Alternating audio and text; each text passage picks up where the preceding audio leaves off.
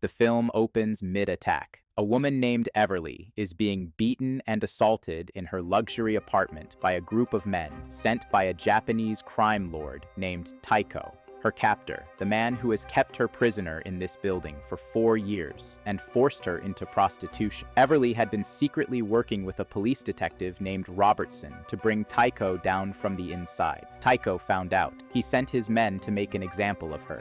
Everly locks herself in the bathroom. She calls Detective Robertson's number from a burner phone she hid inside the toilet tank. His voicemail picks up. She screams at the recording, tells him Taiko knows everything, tells him to call her back. He does not call back. Robertson has already been dealt with. She reaches into the toilet tank and pulls out a second item she hid there, a handgun. She comes out of the bathroom and kills every man in the apartment. She takes a bullet in the stomach during the fight. Then Taiko calls her on one of his dead men's phones. He tells her he beheaded Robertson before she even made the call. Then he tells her he knows where her mother Edith and her daughter Maisie live, 221 Schaffer Avenue, and his men are already waiting there.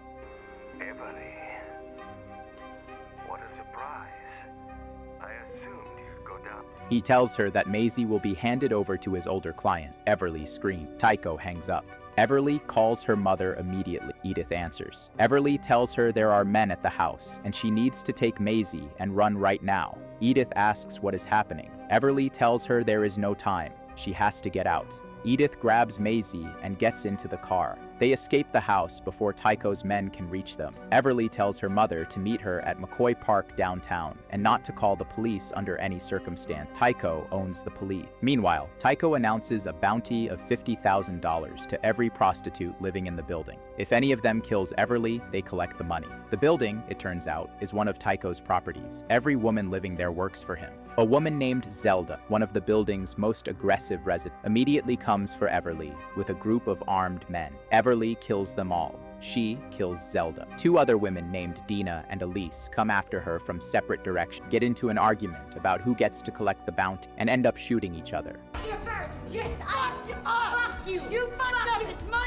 fuck you! A 4th woman named Anna corners Everly. Everly tells her she is going to die tonight no matter what happened, but she has a mother and a 5-year-old daughter she needs to protect first. She tells Anna she will come back when it is done and let Anna be the one to finish it, because at least then it will not be Taiko's hand. Anna gives her 2 hours. One badly wounded man, the only survivor from the first attack, lies bleeding on the floor of the apartment. He will die from his injuries before the night is over. Everly ties off her own stomach wound and starts pulling bodies into the bathroom. She needs to hide the massacre before her mother and daughter arrive. Edith and Maisie arrive at the building. Corrupt police officers guard the entrance. They are on Taiko's payroll and will not let Everly out, but they also will not stop her family from going in. Edith tells the guards she is visiting a different apartment. They let her through. She finds Everly's door and knocks. The reunion is not warm. Edith has not heard from Everly for years. She has been raising Maisie alone, telling the girl her mother abandoned her. She is furious. She demands answers. Everly tells her there is no time for any. She has cash hidden under the floorboard, enough for them to disappear completely. She needs Edith to take the money and go tonight and never come back. Edith does not want to leave without her. The argument is cut short when one of Taiko's men enters the apartment and attacks. Everly kills. While Everly goes for the floorboard cash, the dying man on the floor finally speaks. He tells her he always assumed she was just another one of Taiko's women. He did not know she had a family. He tells her he is sorry. She tells him she was the one who called the plumber 4 years ago.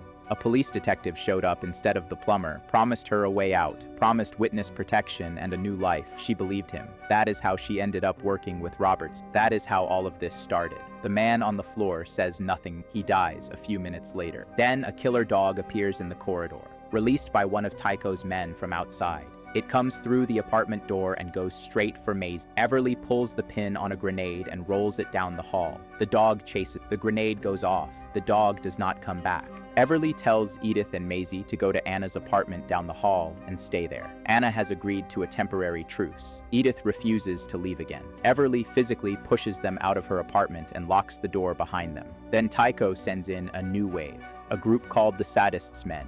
theatrical and sadist dressed in costumes, carrying acid and chemicals alongside their weapon. The sadist himself, a thin, older man with an almost courteous manner, captures Everly and has her tied to a chair inside a room. He places acid, sulfuric liquid, and other corrosive chemicals on the table in front of her. He begins slowly pouring liquids onto her, on her arm, her wrists, the ropes binding her. At one point, he pours water into her eyes. She screams, believing it is acid. It is water. He is testing how much he can make her break before it is even necessary. While this is happening, Edith breaks into the room with a gun and shoots two of the sadist's men. The sadist subdues her and begins the same process on Edith that he performed on Everly. Everly pulls one hand free. The sadist's acid had weakened the rope on her wrist. She uses a gun she had hidden on her body to shoot two more of his men. When the sadist sees the gun, she puts 2 rounds in his lung. The last torturer charges at her. She shoots him in the chest and neck. She gets out of the chair, frees herself completely, and goes for her mother. The sadist stands up.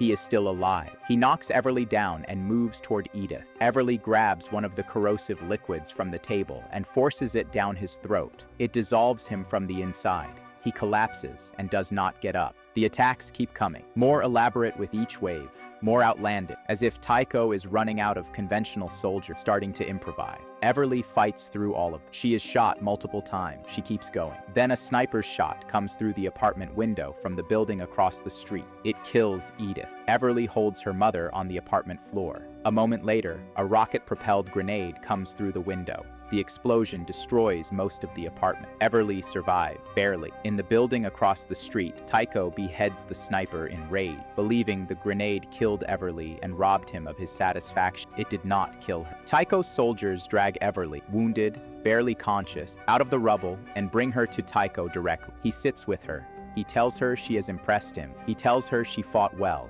He says, none of it matters now. His soldiers leave the room to deal with the building. Just the two of them remain. Everly pulls a hidden blade, a knife she kept on her body through the entire night. She drives it into Taiko. He reaches for his sword. She takes it from him and uses it. Taiko dies in his own building. One of the sadist's associates, a man called the Masochist, appears and moves toward Maisie. Everly raises the gun, one shot. The masochist goes down. Maisie is alive. She is unharmed. The women of the building who survived are still alive. Anna comes to find Everly. The truce hell. Anna looks at her. She does not finish what she promised she would do. The 2-hour deal expires without either of them saying a word about it. Everly sits on the floor with Maisie. The little girl holds her mother for the first time in 4 years. She does not know what her mother did tonight. She does not know about any of it. She just holds on. Everly closes her eyes. Her breathing slows. She appears to lose consciousness. The film cuts to black. Then, just before the credits, a heart monitor begins beeping. A breath. Everly is still alive. And that is the end of the movie. Okay guys, thanks for watching. Don't forget to like, subscribe, and hit the bell. See you again in the next one.